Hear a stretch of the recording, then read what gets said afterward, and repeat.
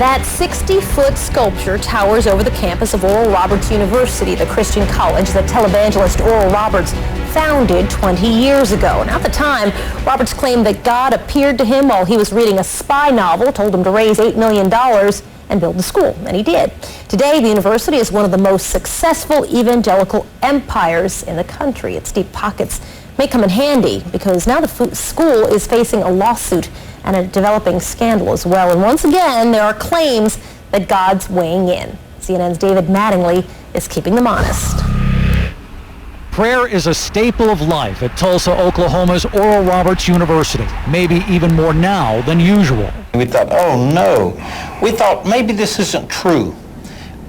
We hope this isn't true. So we began to pray. Tim Brooker and John Swales are among 3 former ORU professors who tell CNN they were fired after reporting information that, if true, could cost the university untold millions. It could easily lose its tax-exempt status. Brooker says University President Richard Roberts ordered him to use students and the political expertise of his government studies program to support a family friend running for mayor. The candidate lost, and Brooker says he was ordered to take responsibility when the IRS investigated complaints. But that was nothing compared to what the professors say happened next. They claim it started with a computer belonging to Roberts' sister-in-law. She loaned her computer to one of the students to use during the campaign. And it was while he was in possession of the loaned computer that he discovered these files, which were stored on the hard drive. The contents of those files are described in a lawsuit that portrays Richard Roberts and his wife Lindsay as big spenders, using the school's resources for personal luxury.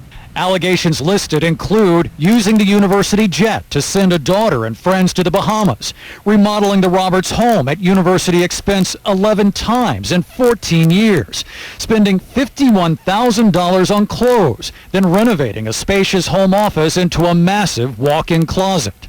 But it doesn't stop there.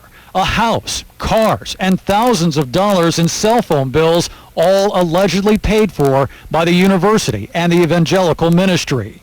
And the professors claim some things in the files even they don't want public. We're interested in truth and we're interested in justice. And the things that were in those files, if untrue, would be so damaging that they could never recover. I just am not comfortable going any further. That's why we didn't put them in. The suit also accuses Lindsay Roberts of cell phone bills exceeding $800 a month, with more than 800 text messages. Many, quote, from Mrs. Roberts were sent to underage males, often between 1 a.m. and 3 a.m., who had been provided phones at university expense. We contacted ORU officials for comment, but there was no reply. In a statement last week, the university said the allegations were based on unsubstantiated rumors and innuendos, and that it will deal with them through the legal process. We live in a litigious society. Anyone can get mad and file a lawsuit against another person, whether they have a legitimate case or not. At chapel services last week, Roberts also responded, saying God had given him these words. It is about intimidation, blackmail, and extortion. Make no mistake about it, this suit is about money. I am confident that when the real truth is known, there will be no more questions.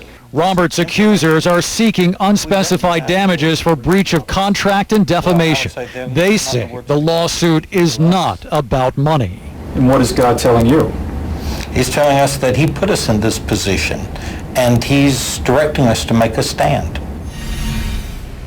So is what happened here essentially, David, that the professors who are bringing this lawsuit got mad, filed lawsuits, going forward with blackmail, as we just heard, or do they just want their jobs back? They do not want their jobs back, Soledad. They feel like their careers are essentially over here, and I actually put that directly to them, saying, are you just disgruntled employees, as some people are describing you? And they say they wish they could have avoided this, but they feel like they were compelled to bring this to the attention of the university, and when it didn't get the attention they felt it deserved, that's when they felt like they had to file the lawsuit. David Mattingly for us tonight. Thanks, David.